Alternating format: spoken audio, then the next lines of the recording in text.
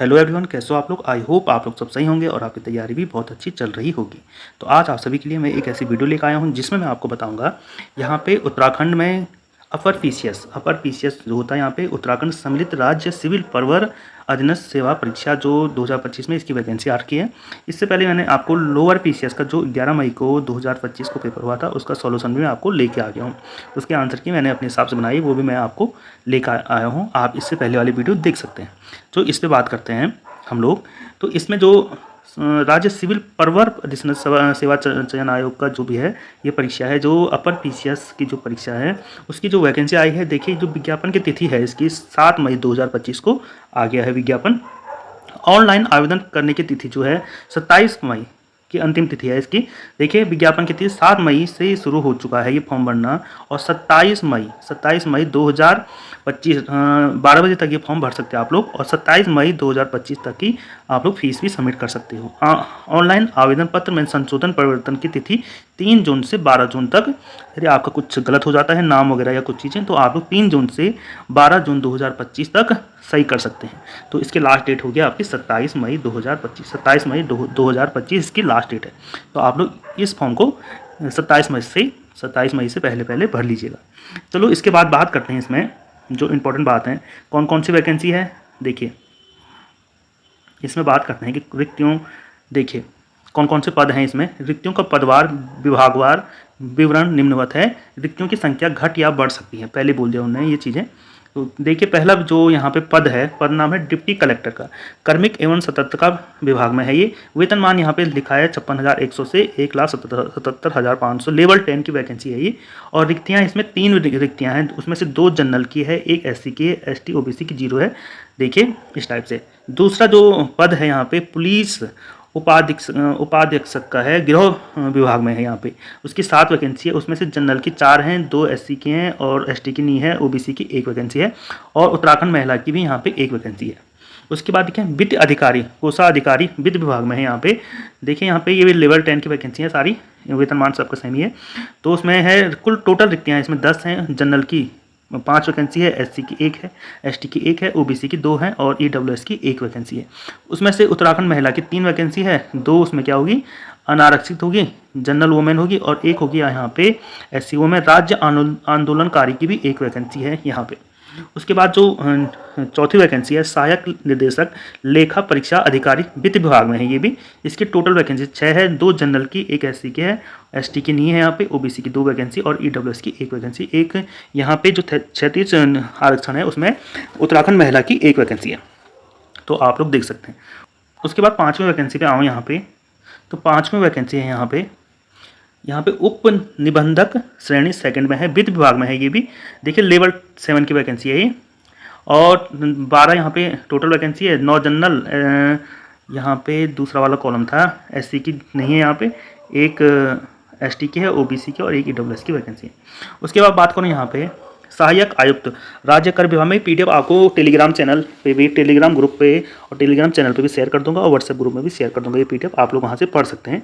13 vacancy यहाँ पे सहायक आयुक्त राज्य कर वित्त विभाग में है, ये वैकेंसी भी 13 है टोटल वैकेंसी, तो आप लोग देख सकते हैं। उसके बाद जो वैकेंसी यहाँ पे राज्य कर अधिकारी की वित्त विभाग में है ये भी।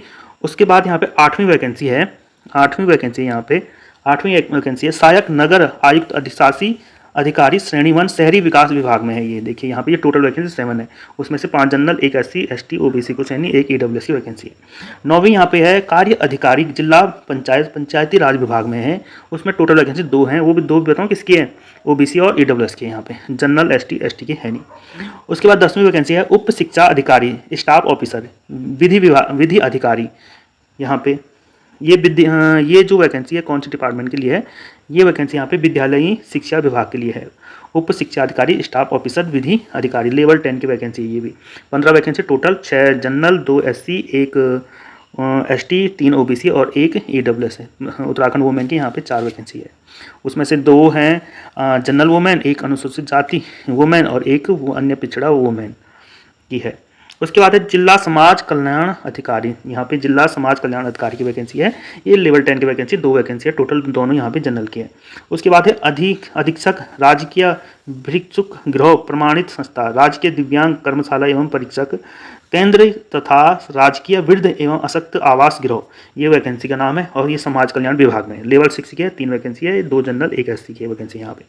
उसके बाद 13वां यहाँ पे सहायक निदेशक, ये वैकेंसी संस्कृत शिक्षा विभाग में है। टोटल 4 वैकेंसी है, लेवल 10 की है, 2 जनरल 2 एससी की वैकेंसी यहाँ पे।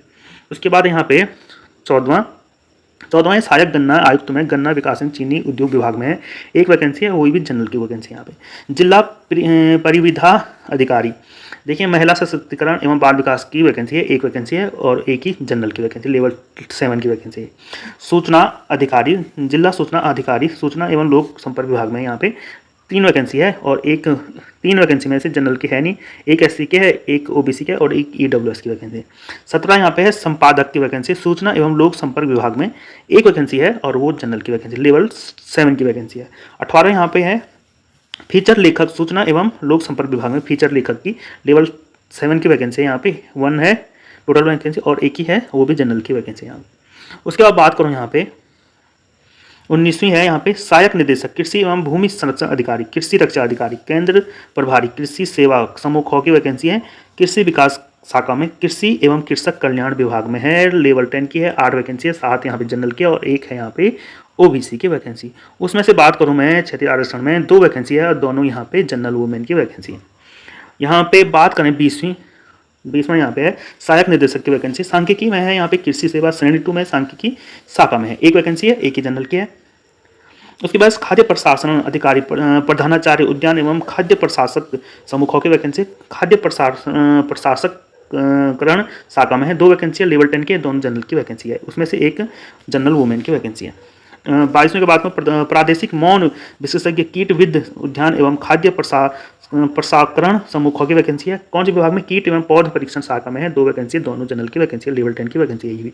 उसके बाद 23वें की बात करूँ, यहाँ पे वैकेंसी 23वां है सांख्यिकी अधिकारी श्रेणी 2 की है, उद्यान एवं खाद्य प्रसास्करण समूह ख में है, सांख्यिकी एवं नियोजन शाखा में है, 1 वैकेंसी है और 1 जनरल की है, लेवल 10 की वैकेंसी है। 24वां यहाँ पे जिला पर्यटन विकास अधिकारी की वैकेंसी है, पर्यटन विभाग में है, ये लेवल 10 की है, 1 वैकेंसी है और वो जनरल 1 वैकेंसी जनरल की है नहीं, एससी की है नहीं, एसटी की है नहीं, ओबीसी की 1 वैकेंसी है। टोटल वैकेंसी यहाँ पे आई 123 वैकेंसी है, उसमें से जनरल की टोटल आई 80 वैकेंसी, एससी की 16, एसटी की 3 और ओबीसी की 15 और ईडब्ल्यूएस की 9 वैकेंसी आई। तो देखिए यहाँ पे ये सब चीज़ें हैं, यहाँ पे आप लोग पढ़ सकते हैं ये किस किस के कोड हैं। यहाँ पे मैं सीधा आपको बता देता हूँ, यहाँ पे इनके जो वैकेंसी है इनके लिए आपकी अनिवार्य शैक्षिक अर्हता क्या क्या है। देखिए जो पहला था यहाँ पे सहायक निदेशक लेखा परीक्षा अधिकारी के लिए भारत के किस विधि द्वारा किसी मान्यता प्राप्त विश्वविद्यालय संस्थान में वाणिज्य स्थान, देखिए यहाँ पे ग्रेजुएशन होना चाहिए वाणिज्य में, और उपाधि तथा इंस्टीट्यूट ऑफ चार्टर्स अकाउंट्स में चार्टर्स अकाउंट सीए की उपाधि होनी है, सीए होना चाहिए। 5वां यहाँ पे जो पद कोड 5वां था यहाँ पे उसके लिए बात कर रहा है उप निबंधक श्रेणी में वित्त विभाग में उप निबंधक पद के लिए सीधी भर्ती के लिए अभ्यर्थी के पास मान्यता प्राप्त विश्वविद्यालय किसी विधि स्नातक की उपाधि होनी चाहिए, यहाँ पे ग्रेजुएशन होना चाहिए, उसे देवनागरी लिपि में लिखित हिंदी एवं अंग्रेजी का कार्य साधक ज्ञान भी होना चाहिए। देखिए यहाँ पे हिंदी और इंग्लिश का टाइपिंग वगैरह का काम भी आना चाहिए उनको काम करने के लिए, मतलब ये हो कि वो हिंदी और इंग्लिश भाषा को लिखना और पढ़ना और उसमें कार्य करने के लिए समकक्ष हो, मतलब कर सकें। 10वीं वैकेंसी यहाँ पे उप शिक्षा अधिकारी स्टाफ ऑफिसर विधि अधिकारी में किसी भी मान्यता प्राप्त मतलब यहाँ पे पोस्ट ग्रेजुएशन होना चाहिए। 12वीं वैकेंसी जो थी यहाँ पे अधीक्षक यहाँ पे समाज कल्याण विभाग में आपको बता दिया कौन सी वैकेंसी है। इसमें भी क्या है यहाँ पे किसी भी यहाँ पे मान्यता प्राप्त विदेशी विश्वविद्यालय में समाजशास्त्र एवं मनोविज्ञान में यहाँ पे ग्रेजुएशन होना चाहिए। सहायक निदेशक संस्कृत शिक्षा विभाग के लिए यहाँ पे संस्कृत में यहाँ पे पोस्ट ग्रेजुएशन होना चाहिए, और दूसरा क्या है स्थापित किसी विश्वविद्यालय से बीएड की उपाधि भी होनी चाहिए, शास्त्री या बीएड की उपाधि होनी चाहिए। ऊपर से यहाँ पे है 14वां जो सहायक गन्ना आयुक्त में है, सहायक गन्ना आयुक्त की जो वैकेंसी थी उसमें मान्यता प्राप्त कृषि में यहाँ पे ग्रेजुएशन होना चाहिए। 15 यहाँ पे जिला परिवीक्षा अधिकारी के लिए यहाँ पे समाजशास्त्र में आपका स्नातक होना चाहिए। उसके सूचना अधिकारी जो 16वीं वैकेंसी थी यहाँ पे सूचना अधिकारी जिला सूचना विभाग के लिए सूचना एवं लोक संपर्क विभाग के लिए यहाँ पे भारत के किसी विश्वविद्यालय से किसी भी स्नातक की उपाधि होनी चाहिए, या सरकार द्वारा उसकी समकक्ष मान्यता कोई हो, या सरकार द्वारा समकक्ष मान्यता प्राप्त किसी 1 वर्ष का डिप्लोमा हो, या अथवा भारत में विधि द्वारा स्थापित किसी विश्वविद्यालय पत्रकारिता में स्नातक हो, पत्रकारिता में स्नातक हो। यहाँ पे संपादक की जो वैकेंसी है, संपादक की वैकेंसी लोक सूचना विभाग में, सूचना एवं लोक संपर्क विभाग में, यहाँ पे स्नातक की उपाधि होनी चाहिए संस्कृत के साथ साथ, हिंदी और संस्कृत के साथ। और यदि दूसरी यहाँ पे किसी दैनिक मासिक समाचार पत्र में या सरकार के किसी विभाग में पत्रकारिता एवं संपादकीय कार्य में 5 वर्ष का अनुभव हो तो वो ये फॉर्म भर सकते हैं। फीचर लेखक के लिए, फीचर लेखक के लिए यहाँ पे क्या है, स्नातक की उपाधि होनी चाहिए हिंदी के साथ, यहाँ पे ग्रेजुएशन होना चाहिए, या क्या होना चाहिए, विश्वविद्यालय में सरकार द्वारा समकक्ष पत्रकारिता का डिप्लोमा या स्नातक होना चाहिए। उसके बाद यहाँ पे जो ये था सहायक निर्देशक की वैकेंसी थी कृषि एवं कृषक विभाग में, यहाँ पे कृषि में अभियंत्रक में, कृषि अभियंत्रण में स्नातक उपाधि या सरकार द्वारा समकक्ष मान्यता, मतलब यहाँ पे जो इंजीनियरिंग होती है कृषि में वो होनी चाहिए, एग्रीकल्चर इंजीनियरिंग होनी चाहिए। उसके बाद यहाँ पे है सहायक निर्देशक सांख्यिकी में कृषि सेवा श्रेणी 2 में सांख्यिकी शाखा में विश्वविद्यालय गणित एवं गणितीय सांख्यिकी कृषि सांख्यिकी स्नातकों उत्तर उपाधि या सरकार द्वारा समकक्ष, मतलब यहाँ पे ग्रेजुएशन होती है गणितीय सांख्यिकी या कृषि सांख्यिकी में। उसके बाद यहाँ पे जो था वैकेंसी वो थी यहाँ पे खाद्य प्रशासनिक अधिकारी की वैकेंसी, खाद्य प्रशासन अधिकारी। यहाँ पे बीएससी होनी चाहिए, विज्ञान स्नातक कृषि होनी चाहिए, बीएससी कृषि में होना चाहिए, और खाद्य प्रौद्योगिकी में विज्ञान में ग्रेजुएशन होनी चाहिए, एमएससी होनी चाहिए, स्नातकोत्तर होना चाहिए, और विज्ञान में स्नातकोत्तर हो तो ये फॉर्म वो लोग भर सकते हैं जिनकी ये उपाधि है। प्रादेशिक मौन विशेषज्ञ के लिए यहाँ पे जो इसके लिए जो वैकेंसी है, स्नातकोत्तर एमएससी होनी चाहिए कृषि में, और विज्ञान में एमएससी होनी चाहिए। एमएससी जिसने भी किया हो वो लोग ये फॉर्म भर सकते हैं। बीएससी नहीं, एमएससी, स्नातकोत्तर की बात कर रहे हैं। उसका सांख्यिकी अधिकारी के लिए यहाँ पे गणित सांख्यिकी के साथ साथ स्नातकोत्तर हो तो गणित में कम से कम 2 वर्ष का अनुभव हो तो पाठ्यक्रम का होना चाहिए। अब देखिए यहाँ पे बात करता हूँ, एक वैकेंसी है 2024 वाली, जिला पर्यटन विकास अधिकारी के लिए। यहाँ पे मांडवपुरा विश्वविद्यालय पर्यटन में होटल मैनेजमेंट हो, सामूहिक संचार स्नातक की उपाधि ग्रेजुएशन होना चाहिए। इसमें समकक्ष मानक कोई हो, हिंदी अंग्रेजी पढ़ने लिखने और बात करने की संपूर्ण क्षमता हो रखता हो, सूचना प्रौद्योगिकी में कंप्यूटर का ज्ञान भी हो उसको। तो ये है इस टाइप की वैकेंसी के लिए क्या क्या है। उसके बाद है पद कोड, जो यहाँ पे पद कोड था 4/8/17 के लिए सहायक निर्देशक लेखा परीक्षा अधिकारी सूचना एवं ये था जो भी प्राथमिक सेना में अधिमान्य आवर्तन है, 2 वर्ष का अनुभव हो या एनसीसी का C और B सर्टिफिकेट हो आपके पास। यहाँ पे जो पद कोड 10 था उसके लिए उप शिक्षा अधिकारी के लिए जो अधिमान्य आवर्तन है, यदि B.Ed की उपाधि हो उसके पास, या सेना में 2 वर्ष का अनुभव हो, या B सर्टिफिकेट हो एनसीसी का। ये सारी अधिमान्य आवर्तन आप लोग पढ़ सकते हैं। यदि ये तब काम आती है यदि आपका नंबर सेम आ रही हो तो आपको वरीयता दी जाएगी। तो यहाँ पे देखिए पुलिस अधीक्षक के लिए जो पुलिस अधीक्षक के लिए उसमें सामान्य वर्ग के लिए 167.7 सेंटीमीटर होनी चाहिए, महिला के 152 होनी चाहिए, अनुसूचित जनजाति के लिए 160 होनी चाहिए, हाइट की बात कर रही है, और 147 महिला के लिए होनी, पवित्र श्रेणी के लिए 162 और 147 होनी चाहिए। उसका सीने की माप होनी चाहिए अनुसूचित जनजाति के लिए 76.5 और फुलाने के बाद 5 सेंटीमीटर बढ़ा देंगे 81.5 होनी चाहिए। सामान्य अन्य अभ्यर्थी के लिए 78 और 83 होनी चाहिए। इस टाइप से देखिए वजन की न्यूनतम 45 kg होनी चाहिए महिलाओं के लिए। तो आप लोग देख सकते हैं 21 से 42 वर्ष तक के आयु के लोग इसमें भर सकते हैं फॉर्म। 21 से 42 वर्ष की आयु की गणना 1 जुलाई 2025 को अभ्यर्थी 1 जुलाई 2025 से न्यूनतम आय की नहीं होनी चाहिए। अधिकतम आय की सीमा के लिए यहाँ पे छूट वगैरह पढ़ सकते हैं, 5 वर्ष का छूट मिलती है। तो उसके बाद यहाँ पे आते हैं हम लोग आगे। देखिए फॉर्म वगैरह भरना आपको यूपीपीएससी की वेबसाइट में मिल जाएगा। अब देखिए यहाँ फीस की बात करता हूँ मैं। देखिए अनारक्षित यूआर के लिए 150 रुपये फीस है और प्रोसेसिंग फ़ीस है 16.36 है। तो यहाँ पे आपको पड़ जाए 166.36 रुपये आपके कट जाएंगे यहाँ पे। उसके अन्य ओबीसी के लिए टोटल 146 रुपये 166 रुपये हैं 166 रुपये हैं यूआर के लिए भी। ओबीसी के लिए अनुसूचित जनजाति के लिए 76 रुपये कटेंगे, और ओबीसी के लिए आर्थिक ईडब्ल्यूएस के लिए भी 166.36 रुपये कटेंगे आपके। उत्तराखंड दिव्यांगजन चिन्हित श्रेणी के लिए कोई शुल्क नहीं है, आपके सिर्फ यहाँ पे प्रोसेसिंग फीस पड़ेगी 16.36 रुपये है। उत्तराखंड के अनाथ बच्चों के लिए कोई शुल्क नहीं है, प्रोसेसिंग फीस कोई शुल्क नहीं है, 0 फीस है। तो आप लोग ये फॉर्म भर सकते हैं। इसके बाद मैं आपको बात करूँ, इसके बाद इसका सिलेबस है यहाँ पे अपर पीसीएस का जो सिलेबस है मैं उसकी बात करूँ। यदि इस वीडियो पे यूपीपीएससी जो ये वीडियो है इसमें ग्रेजुएशन होना चाहिए आपको, तभी आप लोग ये फॉर्म भर सकते हैं। मिनिमम क्वालिफिकेशन यहाँ पर ग्रेजुएशन होना चाहिए, आपका स्नातक की उपाधि आपके पास होनी चाहिए। यदि इस वीडियो पे यहाँ पे 50 लाइक, बहुत कम लाइक हैं, 50 लाइक आते हैं तो मैं इसका संपूर्ण सिलेबस आपको एक वीडियो में बता दूंगा कि कहाँ कहाँ से क्वेश्चन पूछे जाते हैं, कितने इसका फर्स्ट पेपर, पहला पेपर होगा, फिर सेकंड पेपर होगा, पहले पेपर में आपका जीएस पूछा जाता और एप्टीट्यूड और रीजनिंग पूछी जाती है। उसके बाद सेकंड स्टेज का जो क्वालिफाई करेंगे उनका सेकंड स्टेज, उसमें 5-6 पेपर होते हैं। वो किस किस टाइप के पेपर होते हैं देखिए, यहाँ पे मैं बता दूँ।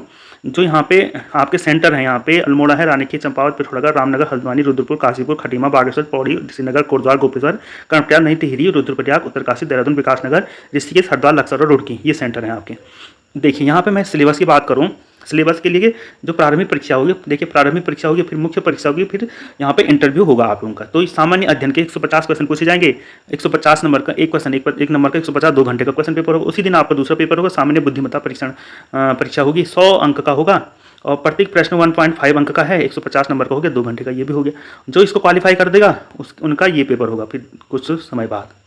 तो यहाँ पे कितने पेपर हो रहे हैं? 8 पेपर हैं। पहले 5 ही 6 होते थे, अब 8 पेपर है। हिंदी होगा, निबंध होगा, सामान्य अध्ययन फर्स्ट, सामान्य अध्ययन सेकंड, सामान्य अध्ययन 3, सामान्य अध्ययन 4, सामान्य अध्ययन 5, सामान्य अध्ययन 6 पेपर होगा। तो 3-3 घंटे को ये लिखित पेपर होंगे, ऑब्जेक्टिव नहीं होगा। ये सब्जेक्टिव पेपर होंगे आपके।